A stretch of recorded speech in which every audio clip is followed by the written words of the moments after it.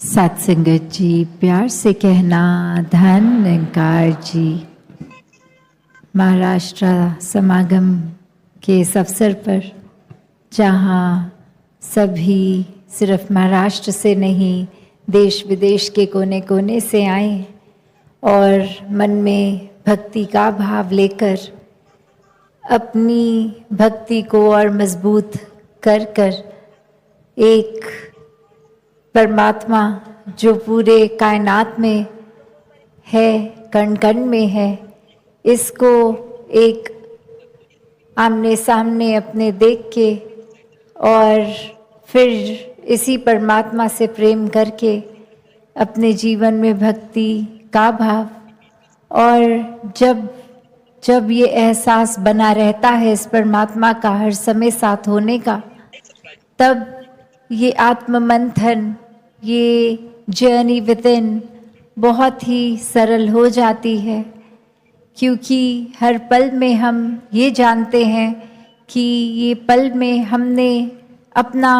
सबसे अच्छा कैसे देना है, हर पल को पूरे पोटेंशियल से कैसे जीना है। एक संतमति लेके एक भक्त जीवन में जो करता है वैसा पल पल जीवन जी के जीवन को सफल करना है। तो ये आत्म मंथन का भाव भी कि कैसे एक भक्ति जो विषय है ये अपने लिए है, अपने अंदर झांकना है, सामने वाले को सुधारने का भाव आत्म मंथन नहीं है कि मैं अपने अंदर ये महसूस करके सोचकर कि क्या क्या और लोग ठीक करें, नहीं, ये अपनी ही ऊपर काम करना, अपने आप को सजाना और कैसे है, सिर्फ शरीर को नहीं, ये मन को किस तरह साफ रखना है, एक सुंदर बनाना है, और कैसे फिर इंसानियत का रास्ता लेके बहुत ही सहज रूप में ये जीवन जीना है। कैसे संसार तो एक दूसरे की ही कमियां निकालने में हर समय लगा रहता है। जैसे कुछ समय पहले ऐसे भी एक कहानी आई जहां कुछ छोटे बच्चे आपस में एक गेम खेल रहे थे, और वो गेम में यही था कि ये आँख को 2 मिनट के लिए बंद करना है सभी बच्चों ने, और कैसे वो 2 मिनट के अंदर अंदर अभी शुरू होते ही पहले एक बच्चे की आवाज़ आती है कि ये सामने वाला बच्चा तो अपनी एक आँख खोल रहा है, और फिर एक और बच्चा कह रहा है नहीं, मैं तो पहले से देख रहा था, उस बच्चे से पहले तो आपने अपनी आँख खोल ली थी। तो ऐसे करते करते एक दूसरे के लिए ये हर कोई कहने लग गया, और वो अब 2 मिनट जैसे ही ख़त्म हुए तो जो आखिरी बच्चा था वो अपनी आँख खोलकर फिर ये कहता है कि चलो सबने खोल ली तो अब इसलिए मैंने भी खोल ली। तो पर 2 मिनट जब ख़त्म हुए तो सभी की आँख खुली हुई थी। तो बात यही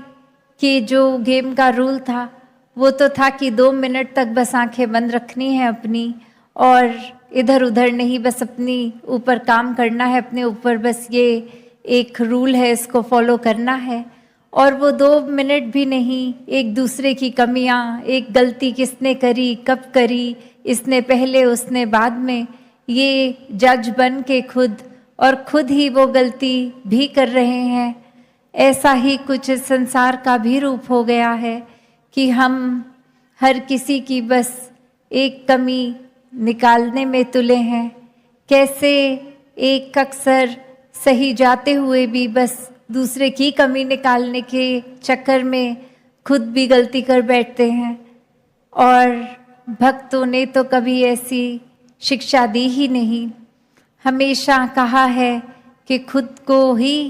एक गलतियां इतनी अनेक हैं हम में, अगर तो एक एक करके खुद को सही करें, और सामने वाला क्या कर रहा है उसकी परवाह ना करें। कोई कुछ अगर भाव में कठोर वचन बोल भी गया, कोई बात किसी ने ऐसी कह दी जो हमें अच्छी नहीं लगी, तो उसको भी कैसे आगे समझाना, उसको भी एक बहुत ही विनम्रता को अपनाते हुए, क्योंकि भक्त का दिल तो इतना ही एक कोमल रहता है कि हर किसी का दर्द महसूस करता है। ऐसे ही संतों ने युगों युगों से यही बात समझी कि ये जो ज्ञान उजियारा जीवन में आ गया है, ये परमात्मा के दर्शन जो हो गए हैं, ऐसा जीवन हर एक को मिले। और जो अभी तक इस रोशनी से रूबरू नहीं है, उनके भी जीवन में ये आए। कभी भी किसी संत ने इसलिए नहीं परमात्मा को पहचानने की बात करी कि ऐसे घमंड की तरह खुद को दिखाएं कि मैं तो कितना ऊंचा हूँ, मेरे जीवन में तो परमात्मा है, पर तुम्हारे नहीं, इसलिए तुम प्राप्त कर लो परमात्मा को। नहीं, कारण ये नहीं, कारण तो करुणा दया हर एक के लिए संतों के दिल में इतनी विनम्रता से ये दिल को बिछा के हर एक की पीड़ा एक समझ रहे हैं कि कैसे हमारे जीवन में भी परमात्मा आए तो और भी कोई पीड़ित ना रहे। ऐसे भावों से ही हर किसी को परमात्मा के दर्शन कराने का लक्ष्य लेके ये संत हमेशा से ही अपने जीवन को जीते गए हैं। सिर्फ बोलों से नहीं, एक अपने अंदर शब्दों का भी, एक सोच का भी जो सहारा बना, वो कर्म रूप में बहुत ही एक साक्षात भक्ति को दर्शाते हुए रहे। तो ऐसा ही जीवन हर किसी का हो सकता है। हर किसी को अपने जीवन में हर समय के लिए परमात्मा के एहसास में रहना कोई किताबी बात नहीं। संत पल पल ऐसा जीवन जी के दिखाते हैं कि हम चाहे कितने भी अपनी ज़िंदगी में बिज़ी हों, कोई भी काम कर रहे हों, परमात्मा का एहसास मन में बसाकर हर पल जीना वाकई ही बहुत ही ये इस रूप में जीवन को जिया जा सकता है। ये संभव है। परमात्मा की प्राप्ति भी ये इसी जीवन में जीते जी ही संभव है। और इसी के साथ हर पल फिर गुजारना वाकई ही बहुत एक स्मूथ हो जाता है। पल पल में एक खुद को करेक्ट करते हुए, सेल्फ करेक्शन मोड पे डाल के, एक आत्ममंथन करके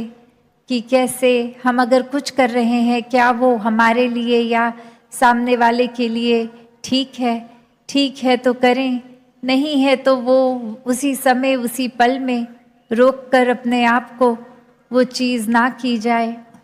ऐसे ही आध्यात्मिक पहलू में भी एक आत्ममंथन की जो बात आती है, वो कोई बुद्धि का विषय नहीं है। ये भक्ति को अपने अंदर और गहराई में डालने का विषय है कि ये सिर्फ दिमाग से सोचने की बात नहीं है। ये दिल से सोचना समझना जिसको कहते हैं, वो एक गहराई में जाने की बात है, अपने भीतर जाने की बात है। तो जहाँ हर कोई आज भी यही संदेश सत्संग के दौरान भी दे रहे थे कि कैसे ये संसार जो इस परमात्मा ने बहुत ही खूबसूरत बनाया है,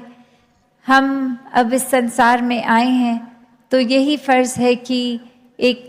इंसानियत बनाकर इस संसार में रहें। ये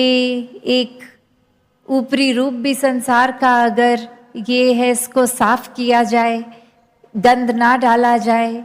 एक कैसे वृक्ष लगाए जाएं, कैसे पोल्यूशन की बात जो आती है वो यही है कि वो अपने अंदर की मन की पोल्यूशन है या बाहर हवा में पोल्यूशन है, दोनों ही नुकसान का काम करते हैं। जब हम सांस लेते हैं तो फिर वो पोल्यूशन लंग्स का इशू,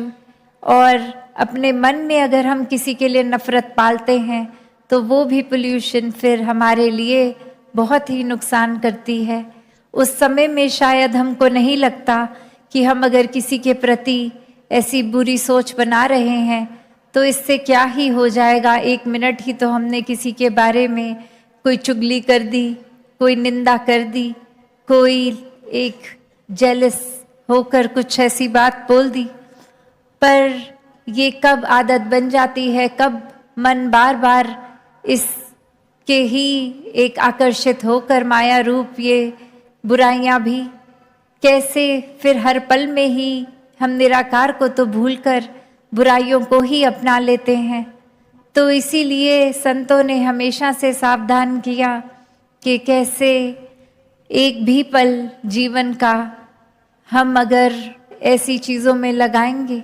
तो वो पल हम परमात्मा के आनंद में हो सकते थे। उस पल से खुद को वंचित कर दिया और ऐसी चीज़ का सहारा लिया जो अपने लिए भी नुकसानदायक है, औरों के लिए भी है। तो यही बात बार बार संत समझा रहे हैं कि कुछ भी भाव मन में आए तो वो भी साफ कर लें, छटाई कर लें आत्ममंथन से कि अब कैसे भाव मन में टिकने चाहिए। क्योंकि ये नज़र तो पूरा दिन इतना कुछ देख रही है, तो भी क्या फिल्टर करना है, अपने अंदर डालना है, क्या बाहर देखते ही उसको छोड़ देना है।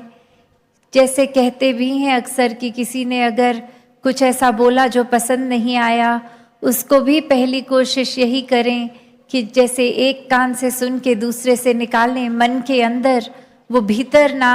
असर होने दें। वो असर होगा तो फिर दिल भी अपना दुखेगा, परेशानी भी होगी। और अगर ऐसा हो ही गया है, किसी की बात चुप भी गई, तो फिर भी हम अपना रिएक्शन क्या देते हैं। एक किसी को अगर गुस्सा आया किसी पल में, तो उस गुस्से को किस रूप में एक कंट्रोल करना है। वो एक जैसे आग का अक्सर उदाहरण देते हैं कि आग में इतनी तपश होती है, अगर हम डायरेक्ट कोई अपना फुल्का सीधा आग में डालेंगे तो वो तो बनेगा नहीं, आग उसको भस्म कर देगी। पर वही एक तवे का रूप, जब हम आग पे तवा रख देते हैं और फिर उसके ऊपर रोटी रखते हैं, तो वो रोटी हमारे शरीर के लिए पौष्टिक बनती है, फायदेमंद रहती है। तो वही बात कि कैसे गुस्सा अगर आया भी, तो इससे पहले वो एक हर चीज़ को हमारे भस्म कर दे, हमें खुद उसका एक पॉजिटिव यूज़ लेना है, उसको सही तरीके से। ये नहीं किसी ने कुछ कह दिया तो हमने भी पलट के उसको गुस्से से ही बोलना है। तो ये फिल्टर का काम ये हर पल हो सकता है, बस ये परमात्मा याद रहे। हर समय में हम अपने आप को अपने ही मन के तराजू में तोल के देखें कि कौन सा हिस्सा भारी रखना है हमें, अपना अच्छाई का या बुराई का। किसी के चोट पहुंचाने से दर्द होने पे क्या हमें एक उस समय अपने आप पे काबू रखकर मन को शांत करके उस इंसान के लिए भी परमात्मा से ये अरदास करनी है कि ऐसे जानबूझ के वो औरों को चोट पहुंचाना बंद करे, या फिर हम यही सोच के बैठें कि उसने जितना दर्द दिया मैं अब आगे सामने से और ज़्यादा दर्द दूँ उस इंसान को। तो ये सब तो अपने ऊपर ही हर किसी के है। तभी ये इतना जोर आत्ममंथन के भाव पे कि जितना ज़्यादा हम हर पल में एक सोचकर मन से एक ये देखकर कि क्या बात सही है क्या नहीं, उसके हिसाब से जब अपने मन की धारणा बनाएंगे तो वही हमारे एक्शंस बनेंगे, वही व्यवहार बनेगा। तो भक्ति को हर कोई हर पल में अपने शामिल करते हुए ये आईना, ये शीशा अपने सामने ही रखना है और खुद को ही देखना है, खुद को ही एक ठीक करते हुए अपने जीवन को जीते जाना है। तो आज भी सुबह जब आए और ये दोपहर के समय में ये एक झांकिया रूप भी, स्वागत रूप भी, और उसमें भी हर एस्पेक्ट बहुत ही सुंदरता से महापुरुषों ने ये टच किया कि कोई अगर झांकी आए वो एक सोशल मैसेज के साथ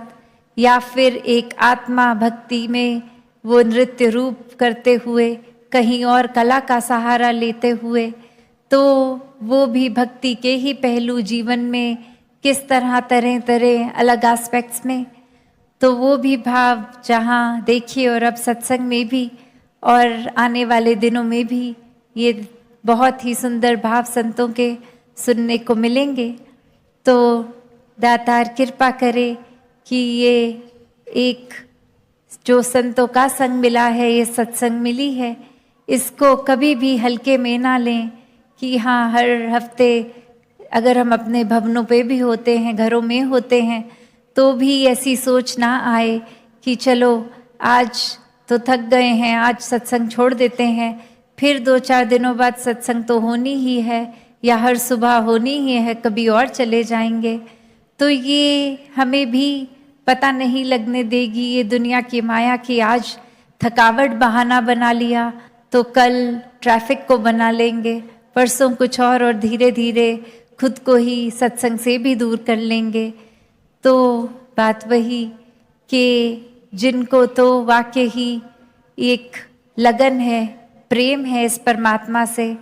वो अपने टाइम को इतने बखूबी मैनेज भी कर लेते हैं कि सेवा, सुमिरन, सत्संग, हर चीज़ के लिए ये दिल से समय निकलता है। सिर्फ समय निकलता ही नहीं, ये मन भागता है फिर सत्संग की ओर। ये पल पल में एक सुमिरन करने के बहाने ढूंढता है मन। तो वो ऐसा ही जीवन हर कोई जिए जहाँ निराकार ही प्रायोरिटी हो और सभी संतों की सिखलाई को अपना के सेवा, सुमिरन, सत्संग करते हुए जीवन को भक्ति भरा बना ले। सात संगत जी, धन निरंकार जी।